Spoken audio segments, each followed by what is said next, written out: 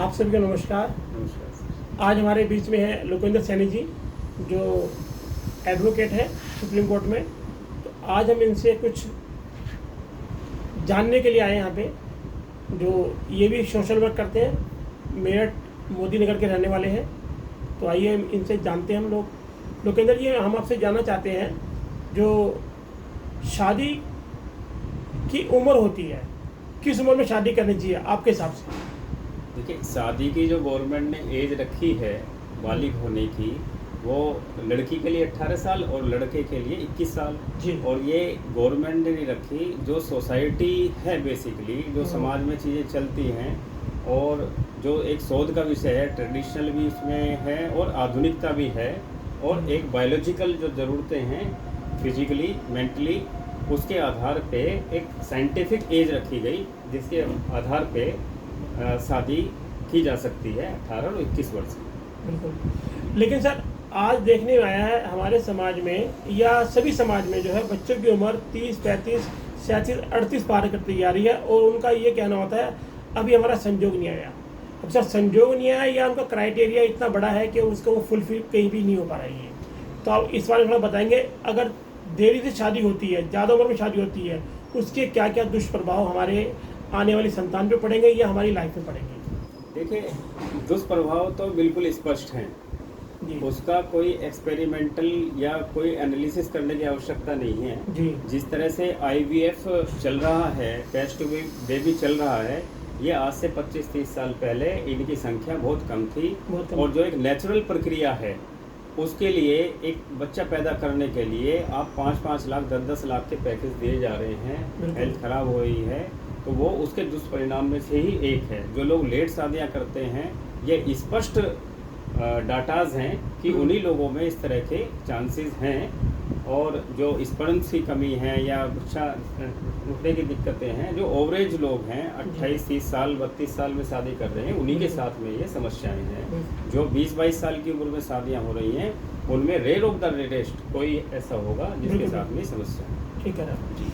तो लोकेंद्र जी, हम ये भी जानना चाहते हैं कि अभी जो देखने में आ रहा है हमारे पास, जो हमारे फेसबुक, व्हाट्सएप, इंस्टाग्राम, टेलीग्राम पे जो बायोडाटा आते हैं, उनमें जो है उम्र इतनी ज़्यादा है बच्चों की और शिक्षित ज़्यादा है और उनके पैकेज भी इतने अच्छे हैं, लेकिन उनके लिए सूटेबल ढूंढना, उनका क्राइटेरिया इतना ज़्यादा है कि वो सैलरी भी सेम चाहते हैं और एजुकेशन भी सेम चाहते हैं और ऑक्यूपेशन भी सेम चाहते हैं।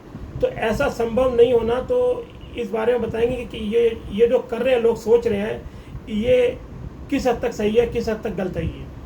देखिए, मेरी उम्र 43 ईयर्स की है, मैंने भी लेट शादी की है, लेकिन जो मेरे शादी साथ वालों की हुई थी और उनके बच्चे आज जवानी में जवान हो गए, 20-22 साल के हैं, मेरी बेटी 2nd क्लास में है और बेटा 7th में है, तो मुझे जो उसका दुष्प्रभाव है, देखिए एक्सपीरियंस से वो बाद में पता चलता है, उस समय पता नहीं चलता। हम लोग बहुत होशियार बनते हैं पढ़ लिख करके, और ये कैरियर है, तो कैरियर तो बाद में भी खराब हुए, गवर्नमेंट जॉब भी छूटती है, बाद में बिजनेस भी बेकार होते हैं, ऐसे सैकड़ों एग्जाम्पल्स हैं। तो शादी का कैरियर से कोई सीधा संबंध है नहीं। जहाँ 2 बच्चे आप लोग परवरिश कर रहे हैं, एक बेटी आपके बहू के रूप में आ जाएगी तो क्या फर्क पड़ना है, क्या फर्क? और ऐसे ही हमारी बेटी कहीं चली जाएगी तो उनको क्या फर्क पड़ना है। तो ये तो हमने एक सोसाइटी की, ये तो एक बैड एलिमेंट्स का प्रतीक है, एक तरह का ये दुष्प्रभाव है, ये क्रूति है, अगर सामाजिक क्रूति कह सकते हैं इसको। जैसे सामाजिक सोच में क्रूति होती है, ऐसे सामाजिक सोसाइटी में क्रूति का परिणाम है। दूसरा कि जैसे आप देखिए ना कि एक दायरा होता है शादी करने का, कि हम अपनी बेटी की शादी पूरे देश में कहीं भी नहीं करना चाहते। हम चाहते हैं कि हमारे प्रदेश में ही हो, हम प्रदेश में भी चाहते हैं हमारे ज़िले में हो, या हम चाहते हैं कि 20 किलोमीटर के दायरे में। तो हमने एक शैल बना लिया, उस शैल से हम लोग बाहर नहीं निकलना चाह रहे, तो उसकी वजह से शादियाँ लेट होने में या अच्छा योग्य वर्ग ढूंढने में दिक्कतें आती है। अगर आप शैल को तोड़ देंगे तो इतनी दिक्कतें नहीं आ सकती। तो फिर हम देख रहे हैं कि सेम प्रोफेशन की होनी चाहिए, लंबाई इतनी होनी चाहिए। अगर एक छोटा सा एग्जांपल है जो आजकल चलता है, लोग मजाक में करते हैं कि जब लड़के की मेंटेलिटी के हिसाब से मैं बात करूं, जब वो 22-23 साल का होता है तो ये सोचता है कि मुझे सुंदर लड़की मिल जाए और अच्छा माल मिल जाए, गाड़ी बंगला साथ में, और लड़की की लंबाई इतनी हो, सेम प्रोफेशन की वर्किंग भी हो। लेकिन जैसे ही वो 27-28 साल का पहुंचता है तो वो जो दहेज है वो सोचता है कि ये ना मिले, बस एक लड़की सुयोग्य मिल जाए।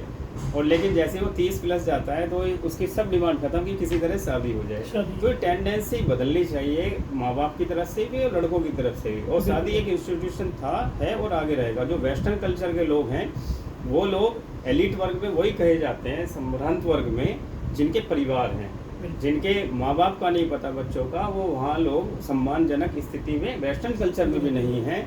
ये लोगों को स्पष्ट जान लेना चाहिए, क्योंकि सोशल मीडिया ने पूरी दुनिया को एक कर दिया है। आपको ऐसा नहीं कि विदेश जाकर के आप उनका कल्चर समझ सकते हैं, आजकल सब चीज़ें एक क्लिक पे उपलब्ध हैं। तो इसलिए मेरा सभी से निवेदन है, जो लोग भी इसको देख रहे हैं, कि वो अपनी सोच को बदलें और आधुनिकता के चक्कर में अपना जीवन को स्पॉइल ना करें, अपने परिवार को स्पॉइल ना करें। जो हमारी कल्चरल है वो ऐसी महान नहीं है, वो एक जो उसकी सांस्कृतिक धरोहर है, उसकी गहरे जड़ें सबसे प्राचीनतम भी है। देर से शादी करने में एक दुष्परिणाम ये भी आने वाला है कि देर से शादी होगी, देर से बच्चे होंगे, वो माता पिता अपने बच्चों की शादी में नहीं जा पाएंगे। कभी माँ नहीं जा पाएगी, कभी पिता नहीं जा पाएगा। क्यों? क्योंकि हमारी जो भारत में जो जीने की उम्र है वो 60-65 साल रह गई है, और 40-45 साल के बाद में शरीर के अंदर काफ़ी बीमारियाँ आनी शुरू हो जाती हैं। तो इस वजह से भी हम लोग इस चीज़ को थोड़ा ध्यान में रखें कि हम अपने बच्चों की शादी का अपना क्राइटेरिया थोड़ा छोटा बनाएं, ज़्यादा बड़ा बनाएं। लड़के और लड़की की शादी एक वंश की उत्पत्ति के लिए की जाती है। अगर वंश की उत्पत्ति ना हो तो आप कोई बात नहीं, जबरी शादी कर लो, लेकिन वंश की उत्पत्ति का भी एक टाइम होता है। जैसे बताया, स्वस्थ होना बहुत ज़रूरी है। ये देखें हम कुंडली या मांगलिक और इन सब चीज़ों में ना पड़ें, बहुत ज़्यादा गोत्रों के चक्कर में ना पड़ें। ये देखें 2 बच्चे स्वस्थ होने चाहिए, जिससे कि एक स्वस्थ बच्चा हो, ये प्राथमिक